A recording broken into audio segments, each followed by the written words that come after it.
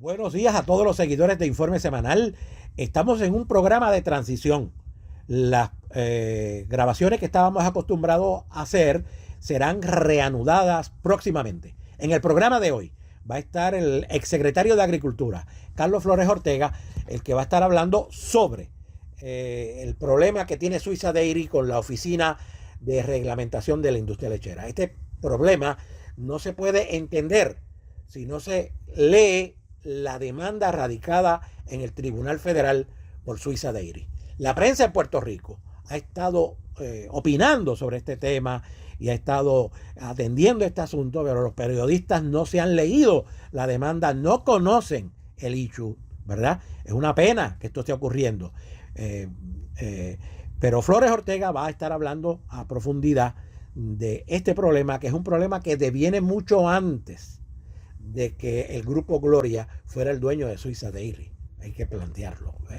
Es un problema complejo, es un problema que tiene varias ramificaciones y se va a estar hablando de la situación en el Tribunal Federal, los planteamientos que ha hecho el secretario de Agricultura, Ramón González Beiró, ¿verdad? Y lo que contiene esa demanda, en las denuncias que hace sobre las verdaderas actuaciones que ha hecho el secretario, ¿verdad?, que también es el administrador interino de la Auril, y la repercusión que ha tenido en las finanzas de Suiza Dairy esas decisiones que ha tomado la Auril y González Beiró. De eso va a estar hablando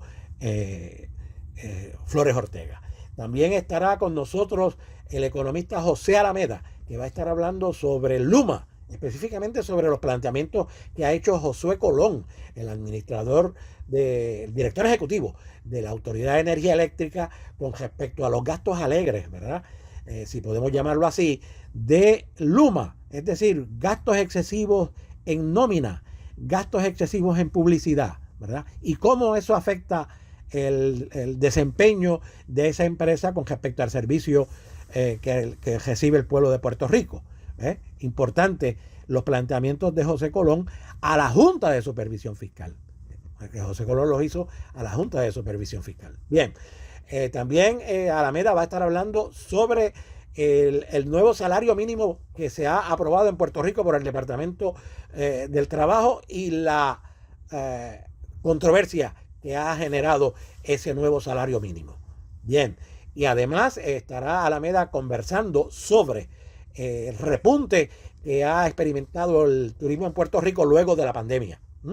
Interesante ese punto.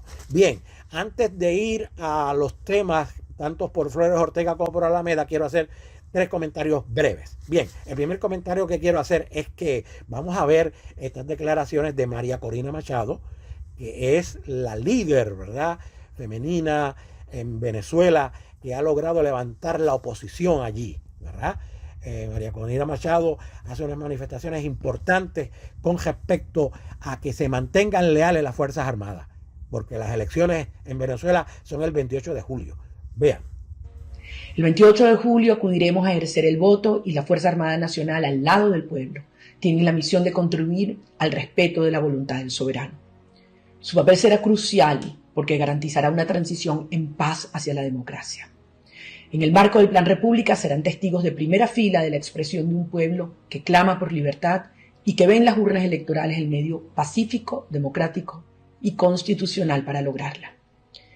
Miembros de la Fuerza Armada, la nación los necesita. La Constitución debe ser su norte y guía. El 28 de julio se consagrará mediante el voto popular el cambio de mando y el 10 de enero de 2025 asumirá el nuevo presidente y comandante en jefe. Estamos convencidos que nuestros militares garantizarán una transición legítima y ordenada. Con el alma de quien ha recorrido el país, desde las ciudades hasta los pequeños pueblos, y que le ha correspondido vivir el sufrimiento y también expresar la esperanza, la determinación y la valentía de mis compatriotas, los invito a participar con decisión y confianza en este inminente y luminoso futuro. No nos fallen, nosotros no les fallaremos. Bueno, ahí la escucharon. Interesante por demás lo que dice Corina Machado, ¿verdad? Exigiéndole lealtad a las Fuerzas Armadas venezolanas. Bueno, el segundo planteamiento que quiero hacer es que vamos a ver a Barbecue, que es el líder de una banda de criminales en Haití, ¿verdad? Que está reaccionando a la llegada de soldados de Kenia, ¿verdad? Que van a poner el orden en Puerto Príncipe. Escuchemos a Barbecue. A saquear el barrio en el que vivimos, quien se atreva a atacarnos en el barrio en el que vivimos. No me importa si son blancos o negros, como no son haitianos y están en suelo haitiano, los considero invasores. 400 policías kenianos que ya patrullan por las calles llegaron el martes en el marco de una misión ratificada por Naciones Unidas, con la que el gobierno haitiano busca reinstaurar el orden. Necesitamos paz. Si vinieron las fuerzas policiales de Kenia es para que podamos volver a la vida que teníamos antes. Les rogamos que hayan venido aquí a trabajar en serio, en algo importante. Las pandillas se han tomado cerca del 80% de la capital y otras zonas del país. Los asesinatos, secuestros y la violencia sexual se han convertido en una constante. Ahí lo vieron, ¿eh? Interesante lo que está ocurriendo. Vamos a ver en qué desemboca este enfrentamiento que sin duda va a haber entre los seguidores de Barbecue y la nueva fuerza militar que sigue llegando. Hay 400 soldados, pero vienen más. Bueno, mañana 7 de julio se celebran elecciones en Francia. Es la segunda vuelta, luego de que el presidente Macron disolvió el Parlamento, ¿verdad? Y convocó elecciones. Se ha creado un gran frente electoral del centro, que es el que defiende Macron, y la izquierda para tratar de detener el avance de la ultraderecha de Le Pen, de Marine Le Pen, ¿verdad? Sería increíble lo que pueda ocurrir en Francia, que la derecha asuma el poder. Vamos a ver qué va a ocurrir mañana, ¿verdad? Hay muchos escenarios que se pueden dar. Incluso puede quedarse Macron como un presidente inoperante, ¿verdad? Si realmente entra Marine Le Pen con un gobierno, ¿verdad?, de derecha. Hay que decir que Macron es un gobierno de centro, ¿verdad? Y ha convocado a toda la izquierda para tratar de detener el avance de la derecha. Bueno, estos son los comentarios y este es Informe Semanal. Este es Informe Semanal, un acercamiento a los eventos en la industria de la agricultura, en los seguros y en la economía, con el periodista Miguel Díaz Román, el doctor José Alameda y el exsecretario de Agricultura, Carlos Flores Ortega. Saludos, Miguel, saludos a todas las personas que fielmente escuchan este programa Informe Semanal. Esta semana vamos a estar tocando el tema de la industria lechera, como tú muy bien has dicho, Miguel, ¿verdad? Hay muchas preguntas y muchas cosas que se están diciendo en Puerto Rico y no necesariamente se está llevando la información correcta.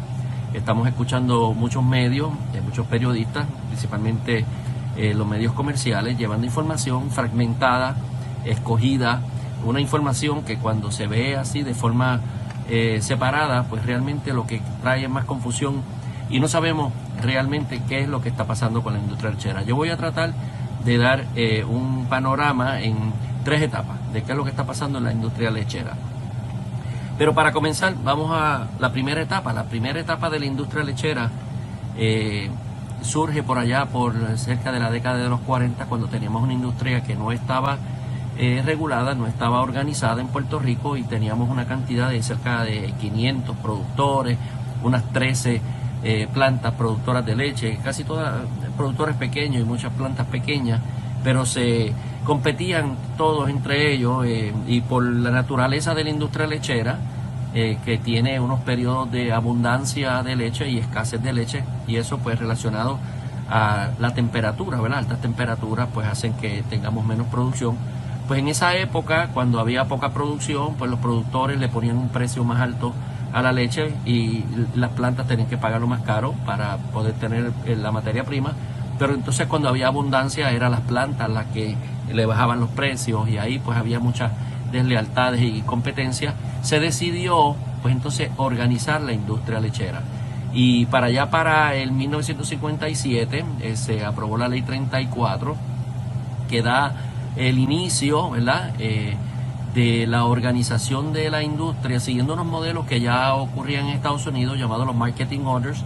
Pues usando ese modelo de órdenes de mercado se empieza a organizar la industria, el Estado entonces se convierte en el ente regulador y crea una oficina de reglamentación de la industria lechera con un funcionario del Departamento de Agricultura que atiende pues la política pública de esta industria. Eso dio paso en aquel entonces, ¿verdad? Estos creadores de esta ley y los primeros administradores que tuvo la industria se dedicaron a establecer reglamentación para subir los niveles de calidad de la leche, la producción, los estudios económicos que se tenían que hacer para fijar los márgenes de ganancia razonables y en esa época pues se empiezan a crear también un andamiaje administrativo, se crea lo que es el Fondo para el Fomento de la Industria Lechera, se crea dentro de esa estructura de la Ley 34 también una junta consultiva, se creó un fondo de estabilización de precios, un fondo de emergencia y a través de programas, estudios de calidad de leche que se iba a donde el ganadero a enseñarlo, a adiestrarlo a cómo mejorar su calidad, además de una fiscalización a través de laboratorios para que no hubiera adulteración. Se fueron subiendo, ¿verdad?, los niveles de calidad de la leche hasta que en el 1991 logramos la certificación grado A y eso pues abrió más las puertas para poder vender a comedores escolares, al ejército, a los cruceros, al mercado institucional y eso pues trajo mucha bonanza en ese momento. Durante esa primera etapa pues la Junta del Fondo de Fomento pues había una participación igual de productores y de elaboradores en esa junta. Había 4 productores, 4 elaboradores o 4 representantes de los elaboradores y 4 representantes de los productores y el administrador, ¿verdad?, de la industria, y se llevaban los acuerdos en esa mesa de negociación y aunque hubieran diferencias pues tenían que salir de ahí, de esa junta, pues las decisiones, pero había equidad en cuanto a las negociaciones y se entendía pues que era lo más propio, que cualquier corporación, cualquier ente administrativo pues debe tener un balance correcto, ¿verdad?, para entonces poder funcionar. Esa junta pues siempre se dedicó a hacer los estudios económicos, los parámetros de calidad, la promoción, el mercadeo, y por cerca de unos 44, 45 años estuvo funcionando, así que eso es lo que entendemos que pudiera estar considerado como la primera etapa dentro de la industria lechera. Vamos a discutir la segunda etapa. Pues bien, Miguel, siguiendo con la segunda etapa de la industria lechera, pues llegamos ya a cierre de el siglo XX y comenzábamos en el siglo XXI, ¿verdad? Para allá, para el año 2000, la industria lechera tenía o contaba más o menos con unas 375 vaquerías. Estábamos hablando de que aportaba sobre 188 o 190 millones al ingreso bruto agrícola, la primera industria de mayor aportación. Estábamos hablando de quizás el 24 o 25% del total del ingreso bruto agrícola que lo generaba la industria lechera. ¿Qué ocurre entonces al comienzo de la segunda etapa? La segunda etapa yo la marco cuando, ¿verdad?, la titulo, ¿verdad?, comienzos de la caída de la industria lechera. Para la época del 2000-2002 llega como secretario de Agricultura el fenecido Fernando Toledo, una persona que junto a Sila Calderón había grandes expectativas porque venía de la Asociación de Agricultor, y fue todo lo peor, fue todo lo que opuesto a lo que se pensaba que se iba a hacer. Lo primero que hizo el secretario Fernando Toledo fue cambiar la política pública y tratar de socializar la industria. Ya esto era tendencias de él, ya esto era su forma de pensar. Él lo había dicho muchas veces en la Asociación de Agricultores, que los ganaderos tenían que apropiarse de la industria lechera, que eso de que hubieran industriales y productores no iba a funcionar, pero venía funcionando. Pues su idea era parecido a lo que eran las cooperativas Los Pinos en Costa Rica, en otros países centro-suramericanos, donde obviamente ellos hacían las inversiones, pero acá en Puerto Rico las inversiones las hacen el sector privado. Pues ellos entendían que a través de Indulac, que era lo que administraba el Fondo de Fomento, pues podían ellos crecer y tarde o temprano pues eliminar las 2 plantas y quedarse con toda la industria. Seguido con esto, pues Fernando logró unas enmiendas a la Ley 34 cambió la constitución de la Junta, los miembros de la Junta cambiaron y se constituyeron por 5 productores, 2 representantes de las plantas y 2 representantes del sector público. Por lo tanto, ahora los productores tenían supermayoría en la toma de decisiones de la Junta, lo cual pues no le gustó mucho a la Junta porque estaba cambiando ese orden, ese balance.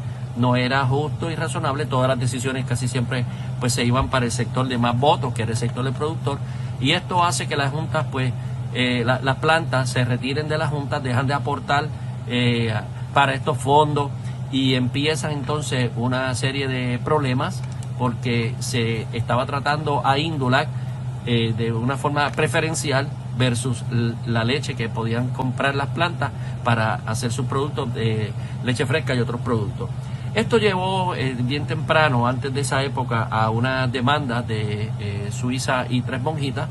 Radicaron unas demandas en el Tribunal Federal porque entendían que no estaban bien representados, que se estaban tomando decisiones que les estaban afectando sus ingresos. Y esto fue un pleito que duró por más de unos 8 o 9 años. Para el 2007, ya pues entonces también estaba bajando la producción de leche. Indulac se estaba quedando sin producción. Hubo una época que tuvieron que suspender 57 empleados porque Indulac no tenía leche para procesar. En esa época el gobernador Acevedo Vilá no aceptaba, no quería que se ajustara el precio de la leche, por lo tanto eso creó también serios daños y además pues estaba el pleito de las plantas que estaban abogando porque mientras ellos tenían que pagarle la leche más cara al ganadero para hacer leche fresca, Indulac le pagaba la leche bien barata para hacer un producto que competía con ellos también en góndola. Así que hubo un interdicto preliminar que dictó el Tribunal Federal para esa misma fecha, para el 2007, donde le daba el crédito, ¿verdad? Y favorecía a las plantas. Entendía que eran los que tenían la razón, porque el ente regulador ORIN estaba obrando de una manera parcializada y esa no era la función de ORIN. Así que esto obligó, ¿verdad?, a que a través del Tribunal Federal se obligara a ORIN a que siempre tuviera, ¿verdad?, que hacer estudios científicos, objetivos, no discriminatorios para determinar el margen de ganancia y el precio de la leche, tanto UHT como la leche fresca, que se catalogaron las dos en igualdad de condición y se le tenía que pagar entonces ahora al ganadero el mismo precio. Como les dije, este pleito duró muchos años y no fue hasta el 2013 que la administración de Alejandro García Padilla y la secretaria Mirna Coma pues se llegó a un acuerdo. El gobierno dijo no vamos a seguir con este pleito, nos va a costar mucho dinero y terminó costando mucho dinero ese pleito, pero el Tribunal Federal dictó unas reglas bien claras y específicas para que esto no volviera a ocurrir. Así que vamos a entonces entrar en la tercera etapa de la industria lechera. Pues Miguel, vamos ahora a discutir la tercera etapa de la industria lechera, a ver si podemos, ¿verdad?, junto con esto entender lo que está ocurriendo. Y esta etapa es la que yo le llamo el nuevo caso en el tribunal, el desacato al Tribunal Federal. Fíjate que estas etapas que yo he estado mencionando, yo he tenido en varias funciones que ver con ellas. Por ejemplo, ya para el cambio de gobierno del 99 al 2000, en aquella época yo era subsecretario, yo viví esa época de las demandas y luego los cambios que se hizo, ¿verdad?, por Fernando Toledo en la Junta. Los viví cuando estuve también en Cámara, en Senado, en las comisiones de Agricultura. Trabajé con diferentes proyectos y resoluciones para la industria lechera. Y finalmente en esta etapa, para el 2017, como secretario de Agricultura, pues me toca vivir una triste realidad, y fue la llegada de los huracanes Irma María. Nos azotaron bien fuerte, se cae la producción al piso, tuvimos que a través de fondos federales pues reactivar el sector agrícola. Recuerden que ya ahí estaba la Junta de Supervisión Fiscal, no había dinero para aportar mucho para esto, así que tuvimos que recurrir casi todo a fondos federales. Y en ese momento, aunque el último estudio exhaustivo se había hecho para el 2014 y se implantó en el 2016, nosotros teníamos que haberlo revisado durante ese cuatrenio. No era la prioridad los primeros 2 años porque no había producción de leche. Estábamos comenzando de nuevo a poner los techos de las salas de ordeño prácticamente. Así que ya para el 2019 ya se había restablecido la agricultura en Puerto Rico, ya estábamos encaminados, y ahí se le ordena al administrador de Oril, que era Jorge Campos, el que hoy día es subsecretario de Agricultura, que le diera celeridad a estos procesos, lo cual se negó en todo momento. Esto pues le costó el que yo tratara de destituirlo 3 veces. Fortaleza lo protegía porque decían que no querían problemas, que si estaba protegido por la Asociación de Agricultores, por este, por el otro. La cosa fue que se fue el cuatrenio y no se hizo el estudio exhaustivo. Luego del cambio de gobierno, cuando llega el gobernador Pedro Pierluisi, trae a Ramón González como secretario. Ramón González viene de la misma doctrina de Fernando Toledo, lo que pues siempre han creído en esta socialización de la industria. La idea de que los productores sean los dueños, pero sin el capital para invertir, ¿no? Y comienza de nuevo una serie de guerras internas, primero solapadas, primero que no se veían unos ataques muy fuertes, pero fueron acelerándose, al punto en que entonces las plantas empiezan a prepararse y empiezan a enviarle cartas y empiezan de nuevo un intento de mejorar su situación, principalmente para que el gobierno cumpliera con su función, que era establecer los estudios económicos, fijar los costos de producir un cuartillo de leche y tener data actualizada, no data obsoleta. El gobierno en ningún momento pues dio muestras de que eso era lo que tenía intenciones de hacer. Esto coincide con un momento en que se fue mucha gente de la isla, tenemos una demografía totalmente diferente, menos niños en las escuelas, menos consumo de leche, la cosa se sigue poniendo cada vez más difícil. En lo que es el valor de la cuota de leche, que es un intangible por el volumen de ventas que podían tener los productores, se cae al piso y empiezan unos problemas todavía más graves. Durante este periodo, ¿verdad? Pues estos ataques a las plantas pues no cesaron y se veía una preferencia siempre de favorecer a Indulan, inclusive asignándole productores directamente a la planta, que se supone que es una planta de proceso ulterior y que se nutra de la leche excedente de las 2 plantas principales, dígase pues Suiza y Tres Monjitas. Pues esto no se estaba viendo, las plantas empiezan a acumular deudas, empiezan a acumular problemas.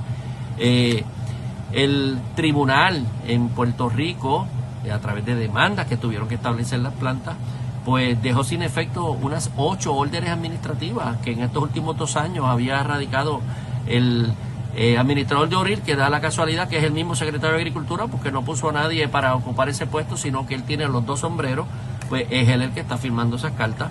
En estos últimos 2 años se vio la mayor cantidad de vaquerías que cerraron, más de 40 vaquerías, sobre unas 30 se declararon en quiebra, bajaron sustancialmente lo que son las aportaciones del gobierno a los incentivos por producción. No están recibiendo ni una tercera parte de lo que reciben por producción, lo que se deberían recibir. Se eliminaron los incentivos de compra de novilla de reemplazo, se subieron los parámetros de calidad y ni un centavo para ayudarlos a cumplir con esos parámetros más estrictos que el PMO, que es lo que reglamenta el gobierno federal a nivel de toda la nación. Sin eso abonar a vender un cuartillo más de leche. Se pierden entonces prácticamente los controles dentro de la oficina de reglamentación, porque están parcializados hacia un solo lado con datos obsoletos. El secretario ha dicho en varias ocasiones que él liberó los precios, lo cual no es correcto, porque él le ha emitido órdenes de cese y desista cuando las plantas quieren subir el precio, porque él entiende que es muy alto, pero el muy alto es que él no tiene los datos actualizados para saber cuánto es alto, cuánto es bajo, según le dijo el tribunal en el último caso. Por eso es que la demanda que están haciendo las plantas es por desacato, porque no está haciendo caso a lo que dijo el Tribunal Federal. La demanda fue el 3 de mayo. La huelga, que todo el mundo ha dicho por ahí que fue lo que ha perjudicado a Suiza, a la industria, no. La demanda fue antes. La huelga comenzó el 11 o el 16 de mayo, en junio. O sea, ya había ocurrido la demanda, la planta había dicho que están buscando auxilio en el tribunal porque el reglamentador no está cumpliendo la ley, y así pues ellos no pueden comprometerse a nada en un gobierno pues que no hace caso de las leyes y los reglamentos, pero sí les está exigiendo a ellos que asuman todos los costos y que bajen sus niveles de ganancia, eso pues no es factible en ningún negocio. El secretario emitió varias órdenes, la 501, la 816, donde prácticamente le dice a ellos, no, usted no va a subir el precio a tanto, porque yo creo que es muy alto, pero ¿cuál es muy alto y muy bajo? Si usted no ha hecho los estudios desde el 2016, ¿ok? No están actualizados. Así que lo que tenemos hoy día es menos de 200 vaquerías que están operando, una inestabilidad en las mismas plantas, porque con esto de los cierres y con esto del cierre fulminante de Suiza, pues crea unos desbalances que no sabemos cómo esto va a responder, ¿verdad?, en la industria lechera, y estamos esperando que esto pues se dilucide en los tribunales. Mientras esto ocurre, miren, la legislatura, ni por esta boca es mía, radicaron 2 proyectos cada cuerpo. Hay un proyecto de la Cámara, la RCC 530, y hay un proyecto de la legislatura, creo que es el 105. Miren, no ha salido ni siquiera un informe. Han hecho vistas, han hecho show, han hecho muchas cosas, y aquí no ha salido ni siquiera un detente o un algo. Le han pedido esta información al secretario, no se la ha provisto, y aquí no ha pasado nada.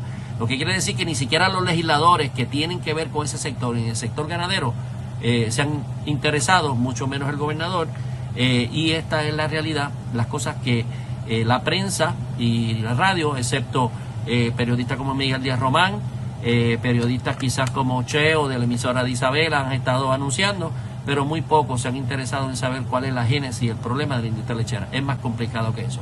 Así que seguiremos informando. Gracias, Miguel. Bueno, ya escuchamos los planteamientos que ha hecho Carlos Flores Ortega sobre el problema de Suiza Dairy.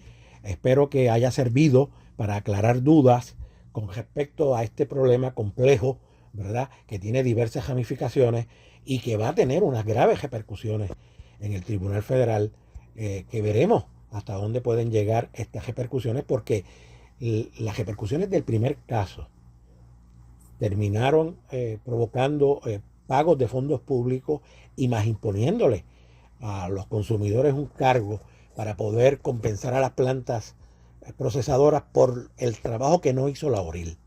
Y eso es básicamente lo que se está planteando en este otro caso. De hecho, la planta procesadora Suiza Dairy plantea que ha tenido pérdida de 172 millones de dólares. Bueno, y ahora vamos con Alameda, el economista José Alameda. Sí, buenos días a todos. Le habla el doctor José Alameda. Vamos a hablar sobre la carta que envía Josué Colón, el director ejecutivo de la Autoridad de Energía Eléctrica, a la Junta de Supervisión Fiscal. Esta carta tiene como objetivo presentar una querella, si podemos decirlo de esa manera. El director ejecutivo de la autoridad señala de que Luma, lejos de haber ahorrado, como se había planteado al principio, de que lo iban a hacer, que iba a haber un ahorro en los gastos y que eso iba a haber eficiencia, lo que ha señalado es todo lo contrario. Yo creo que esta es la primera vez que el director ejecutivo, por lo alto ya, porque por lo bajo sabemos que ha venido criticando las ejecutorias de Luma y especialmente la empresa Genera. Recordemos que se han logrado establecer una alianza público-privada entre estas empresas con el gobierno de Puerto Rico, y para muchos, y entre ellos estoy yo, estamos diciendo de que esa alianza público-privada, 1, era innecesaria, 2, que no iba a haber ningún ahorro, nada, 3, que las empresas privadas vienen con el ánimo de lucro, van a cambiar las tarifas, van a cambiar todo, y aunque en estos últimos 2 años no lo habían hecho, la tarifa básica, ya están hablando de aumentos en la tarifa básica. Luma también se le pasó la potestad de establecer el presupuesto. Presupuesto antes lo hacía la autoridad, tenía la experiencia. Ahora Luma pues está haciendo los presupuestos, lamentablemente sin el asesoramiento de la Autoridad de Energía Eléctrica, quien ha tenido la experiencia en el pasado. El director ejecutivo, volviendo a la carta, le escribe una carta a Mujica, Robert Mujica, que es el director ejecutivo de la Junta de Supervisión Fiscal, diciéndole de que la alianza público-privada de Luma, Quanta y IEM, que son las tres consorcios que conforman Luma, ha generado una serie de gastos exorbitantes y a la misma vez de ineficiencia en la operación de Luma. En el caso de los gastos exorbitantes, señala de que ha habido una serie de gastos asociados a traer directores ejecutivos de otras áreas como de Canadá, y que esos directores ejecutivos vienen con la familia, vienen con la esposa, vienen con el perro, eso es broma, ¿no? Pero vienen prácticamente con todo el mundo. Y esa no es la razón de ser de una operación eficiente. Tenemos que reconocer de que Luma también es ineficiente en la operación misma, porque no está cumpliendo con las mismas métricas que señalaba inclusive al principio, y luego la eliminaron, una serie de métricas como CAIDI, que son métricas operacionales y que nos permiten a nosotros evaluar la posibilidad de que una empresa esté mejorando lejos de estar empeorando. Precisamente a través de esas métricas hemos sabido de que Luma tiene peores métricas que lo que tenía la Autoridad de Energía Eléctrica. Así que, resumiendo toda esta carta que genera el distinguido Josué Colón, esta es la primera vez que el director ejecutivo estalla, ¿no? Sale por el techo, como decimos acá nosotros en el argot boricua, porque no puede aguantar más la ineficiencia, la ineptitud, la forma de operación de una empresa que vino supuestamente a mejorar la operación nuestra, especialmente un sistema eléctrico, y lejos de haberla mejorado, lo que ha hecho es obviamente siendo más ineficiente y generando unos mayores gastos que lo que había propuesto esta empresa que se iba a tener. Así que enhorabuena por la carta. Ya era tiempo de que un director ejecutivo sacara la cara por el gobierno, que dicho sea de paso no es el gobierno, somos nosotros los que estamos obviamente metidos en esta olla de grillo. Así que hasta pronto y seguiremos con el mismo tema posteriormente. Este es el economista José Alameda para informe semanal del amigo Miguel Díaz Román. Vamos a discutir hoy una noticia muy importante. Puerto Rico ha salido el segundo destino que más ha crecido después de la pandemia. Eso es muy bueno y vamos a ver algunas estadísticas sobre el asunto. Puerto Rico obviamente ya los turistas se visitaron casi 6.2 millones de turistas, de visitantes, y los turistas se señalan que son 5 millones. Recordemos que tenemos un turismo étnico, esto es de puertorriqueños que residen, que regresan a Puerto Rico a hacer turismo y a ver la familia. Eso se le llama turismo étnico. En las estadísticas internacionales vemos obviamente una gran caída durante la pandemia. Estas son las estadísticas de las Naciones Unidas, UN Tourism, y se presenta esto. El 2024 se está mirando ya, fíjense que las estadísticas se ven, el patrón del 2020, 21, 22 está a colores. La del 2024 se ve como un color lila que está comenzando a resurgir y sigue el patrón obviamente muy bueno del 2019. A nivel internacional vemos este resultado. Europa ha tenido éxito en 1%, aumentando 5% en África, el Middle East 36% a pesar de los problemas allí, y África, Asia con un menos 18%, en América, y vemos aquí las estadísticas, menos 1%, y si Puerto Rico ha aumentado, pues eso es buena noticia. A nivel internacional, ¿quién recibe más? Pues China, el gasto que está recibiendo China es casi sobre 200 mil millones, Estados Unidos, Alemania, Reino Unido, Francia. Y así sucesivamente los países ricos son los más que reciben, excepto obviamente India, que es un país emergente, Corea y la Federación Rusa. Y aquí tenemos los resultados. En esta pandemia vemos obviamente a Qatar primero. Qatar ha hecho unos esfuerzos enormes para atraer turismo, y ese turismo obviamente se ha ido apartando de los yacimientos de petróleo y se ha movido en una dirección vertiginosa. Puerto Rico queda en el segundo lugar, Tercero, Arabia Saudita, Albania, está El Salvador, Turcos y Caicos, Colombia, Andorra, esa es la de allá de España, los Árabes Emiratos, Cabo Verde, Curazao, República Dominicana, un gran esfuerzo también, y aquí tenemos los resultados de los demás países. Los otros países que tenemos aquí son obviamente Kuwait y otros los demás. ¿Por qué razón Puerto Rico obviamente ha quedado en una segunda posición muy buena? Pues varias cosas, el movimiento de mercadeo, de destino, han ido abriendo nuevos vuelos internacionales a diferentes áreas del mundo, y hay un sector importante que ya sobrepasa los famosos Airbnb. Hoy día las habitaciones de Airbnb sobrepasan las habitaciones típicamente de los hoteles.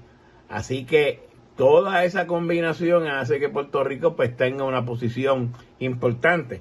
Claro está, tenemos que entender que los multiplicadores del turismo no es como manufactura o el sector de construcción, pero que siempre son buenos porque generan actividad económica. Así que fundamentalmente, repito, es una buena noticia, así que estamos en una segunda posición después de la pandemia y atrayendo, como dice aquí, Best Performing Destination en el 2023. Así que vamos a ver si seguimos así, y eso es una muy buena noticia. Para Informe Semanal, el economista José Alameda. Hola amigos, de nuevo el doctor José Alameda Lozada para Informe Semanal del amigo Miguel Díaz Román. Vamos a hablar en estos momentos sobre el salario mínimo. Recientemente en Puerto Rico se aprueba a través de la comisión, una comisión que, como todos sabemos, se llama Comisión Evaluadora del Salario Mínimo, creada por la ley número 47 del 2001, y que tenía como propósito evaluar posibles aumentos en el salario mínimo de Puerto Rico. ¿Por qué? Bueno, porque llevaba prácticamente en 1990 y algo, donde el salario mínimo federal no se aumentaba. Y ustedes saben que los estados o Puerto Rico puede aumentar el salario mínimo siempre y cuando sea por encima del nivel de salario mínimo federal. Nunca por debajo, excepto en casos excepcionales, pero siempre por encima. Esta comisión estaba compuesta por una serie de importantes personalidades, como por ejemplo el secretario del Trabajo, la economista doctora Indira Luciano, profesora del recinto de Río Piedra, como presidente, y también el señor Jaime Núñez Acosta, el doctor Iyari Ríos González, economista y expresidente de la Asociación de Economistas y representante de los trabajadores, y el señor Wilkin López del Valle. Un problema que surgió con estos miembros es que solamente votaron a favor de este aumento a 10.50. Recordemos que vamos a mirar aquí una grafiquita. En el 2022 el salario aumentó de 7.25 a 8.50. Eso fue automático. Eso no se requirió una votación. Nuevamente en el 2023 se aumentó a 9.50 y no requirió tampoco ningún tipo de votación porque fue automática. Ahora, en el 2024 sí se requirió una votación y tenían que votar aparentemente 5 a favor, pero eso no se dio porque no estaban los componentes completos. La votación fue 3-2 y esa votación está impugnada por una serie de grupos porque entienden de que es ilegal aumentar el salario mínimo en la medida que no hubo 5 personas que votaron a favor. Repito, solamente votaron 3 a favor. Así las cosas, pues tenemos una situación de que esta ley puede ser impugnada. Yendo ya directamente a unas cosas que quiero mostrarle aquí rápidamente. Este es el estudio de la firma Avexus y que está presente y que nos dice de que hay una posibilidad de que haya un aumento de la inflación de 1 punto y pico. Si 3% es la inflación pues estaría por 1.8 por encima, o sea que el efecto sería inflacionario, que hay una posibilidad de un cierre de empresas de 2.197 empresas, que hay una posibilidad también de unas pérdidas de empleo temporeras, recuerde, temporeras de 12.267, y la argumentación de muchos de los que votaron a favor es que, pues obviamente estaríamos recuperando esos niveles de empleo perdidos. Sea como sea, se votó a favor de esa medida, impugnada o no. En el caso, yo quise hacer y mirar los datos, y les voy a mostrar los siguientes datos ahora mismo. Estoy buscando por aquí, me perdonan en lo que lo busco por aquí. Hay unas 50 ocupaciones que están por encima, por debajo del salario de 10.50. Y esas son las que se van a afectar positivo o negativo.